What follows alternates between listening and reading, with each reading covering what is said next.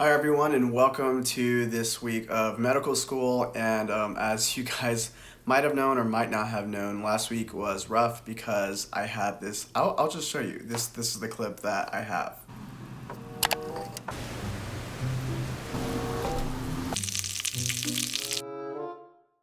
Hello everybody, and welcome back to the second week of our cardiovascular module. As you saw this morning, it's actually snowing, which is kind of crazy considering that we are in Houston. Just a little bit of snow, so that was kind of cool to see. We're staying home, avoiding the ice on the road, and I've been very lucky because there have been a lot of power outages and pipe bursts and people losing water and electricity, and I have not lost either yet. And so after that, and just a normal Monday, and I thought I was in the clear, I was not. I lost power and water for a couple of days. It was hard to even try to go out and find food because everything in my fridge expired or went bad, just because everyone else did not have power. So water was hard to come by, drinking water, and food was hard to come by, and light was hard to come by. So that made studying obviously very difficult for me. I thought about filming a little bit because maybe I could document how the weird weather outages was affecting my time in medical school, but I really had to save the power on my phone and not film because I couldn't charge my phone easily. So it was a rough, weird time. This Monday has kind of flew by with me trying to catch up still. But today we have PBL, did Anki like normal, and we're just gonna have a hopefully good week. We are carrying on and we're gonna pick up. Tomorrow is the big day. We're gonna go back into the cardiovascular clinic and work with my preceptor. This is my second time being there, but this time I actually know a little bit more about heart stuff since I am in the cardiovascular modules. So I'm pretty excited about that, see if I can try to apply what I'm learning right now. So I'm gonna do some studying and hopefully get enough time to cut my hair.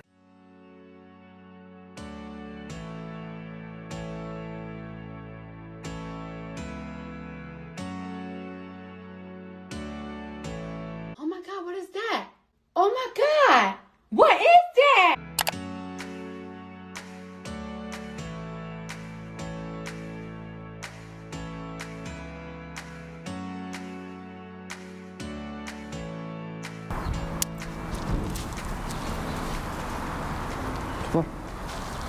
Alright, so we are headed to the clinic today.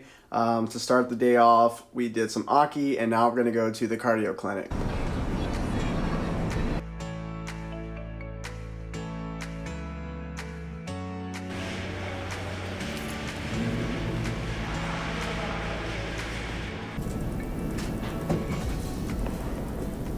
Alright everybody, I am back home and I have lots to do today, but so far, pretty productive day. I got Anki done and I went to the clinic and we got to see a bunch of different patients with different issues, and obviously I can't tell you anything about it, but it was super fun to actually know more about what I was seeing because beforehand when I went to the clinic, I did not know much about cardiovascular diseases and things like that, but now that I'm in the cardiovascular module, I was able to make more connections, so that was really cool. Got to read a couple of EKGs, talk about patient plans and things like that. So, and I got to use my stethoscope more, which is always a win when you get to use it on people other than yourself. I do have a couple more things to do today. If you've noticed, I did cut my hair. It's a little bit, you can tell I cut it myself, but it doesn't look horrible, I hope. At least not from the front. Anyways, I'm getting tired, haven't eaten, so I'm gonna get some food, coffee, and we're gonna get started with our study day, and it's 5:42.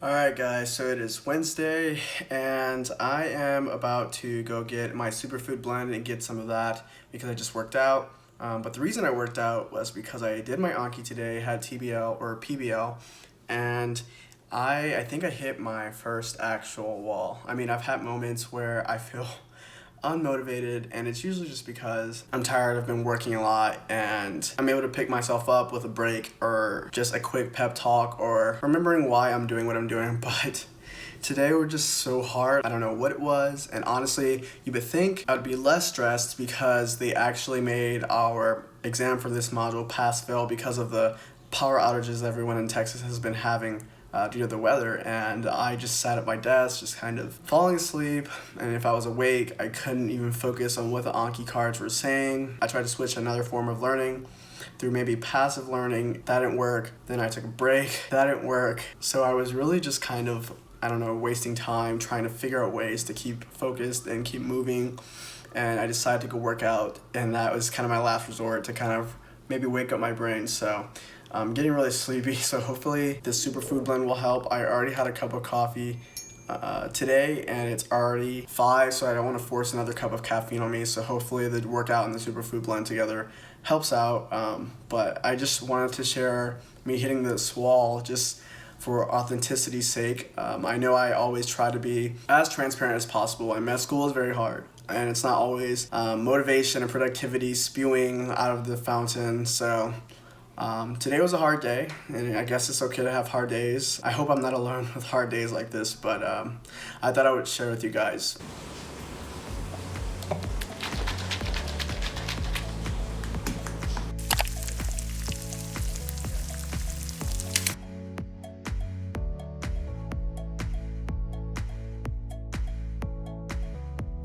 Kind of looks like a football.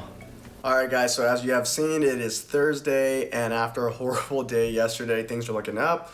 I got my Anki done this morning, and then I got a video on atrial fibrillation done, got that over with, and then I had a research meeting at 1:30, and as you guys know, I'm already doing another project. The doctor I'm working with for that told me it'd be okay to go look for other research projects. I decided to reach out to another surgeon and work on a research project for this program at our school called the Summer Research Program, where the school basically pay you a stipend to work on that, write an abstract, and you get research experience. And that was basically all I was looking for, but I got way more than that. I'm super excited. I'm going to be able to write that abstract, obviously. It can potentially go on to be a publication if I work with my mentor past that and work with the surgeon on her own projects that she has running. So pretty excited about that. Research is something that does interest me, like actually interests me, and not just for, I guess, resume purposes, and something I would want to look into doing while I'm an attending when I get there. I have done a good amount of work today. I am motivated to get more done because I am behind because of what happened with,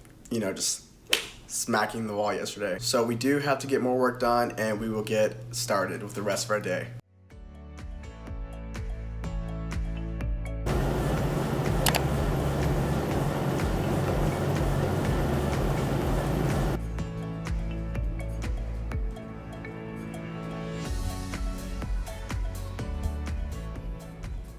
Alright, I just finished working out, got my protein in, and did a few more videos. We have a few more to go. I'm about to watch one over congestive heart failure. Now, because the congestive heart failure section in Pathoma is fairly short, and I have already gone over it kind of with B&B, I decided to kind of, I guess, give you guys a summary of what I'm about to learn. So as you can see, I've already done sections over here, obviously done sections over here. And so we have congestive heart failure here, which is empty. It's very short. About to do the video, and I'll let you guys know what I learn.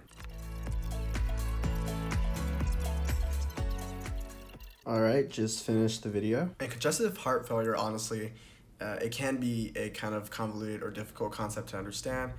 So if you want to skip, you can. Or if you feel like you don't understand what I'm saying, that's also all right. So with congestive heart failure, or CHF, which I'll probably refer to it as, it's basically when your heart fails as a pump. So either the right or left side is failing to get the blood out. When the left side fails, it's called left-sided heart failure. This can be due to ischemia, which often, wait, I just realized you guys probably see a glare in my glasses. This is why I don't wear my glasses actually when I film a lot, because of the glare. But you get ischemia, and that can cause your left ventricle to fail, because a lot of the times when you have a heart attack, the left ventricle is the one to take the hit. You can get hypertension. Hypertension would basically put pressure back into the left ventricle, causing it to hypertrophy, and hypertrophied ventricles often require more oxygen consumption, and that can cause the myocytes to fail. Other ways you can get left-sided heart failure is like with dilated cardiomyopathy, myocardial infarction, which is kind of another way to say ischemia, and restrictive cardiomyopathy. I'm not going to focus too much on those because that would take a good amount of the video. With left-sided heart failures, you can have these clinical features that will distinguish it from the right side. So with left side, a lot of times you'll have pulmonary edema.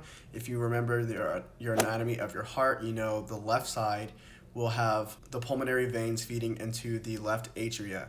And if the left side is not able to pump the blood out from the left atria, from the ventricle and out into the aorta, the blood's going to start backing up from the left side of the heart into the pulmonary veins, which is not supposed to happen. It's going to go the reverse direction back into the lungs, and then you're going to start to feel a sensation of it being hard for you to breathe called dyspnea, and that's a really big sign of pulmonary edema or fluid in your lungs, which is basically the backup of fluid into the lungs due to the left-sided heart failure. Hi everyone, it is Friday, and you guys know what that means. It's a half day, so we have Anki already done in the back, but the problem is that it's already 1:45, so I will get a few videos done. I have a couple more videos that I want to watch. Some of that are not that much necessary, but the ones that I really need to watch, I don't have that many left of, and our test isn't until March 11th. So I am happy about that. However, there are those that could help me, but aren't necessary. So I do want to also get a little bit of more writing done on the research proposal that I'm doing. But other than that, let's get started with cardiomyopathies and cardiac tumors. We're going to be looking through pathoma.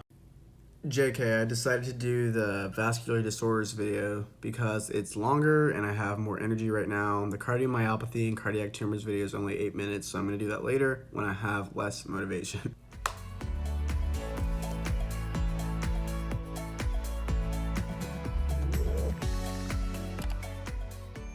Alright guys, so the week of studying is over, which means that med school is technically over. I'll do some more reviews and some videos this weekend.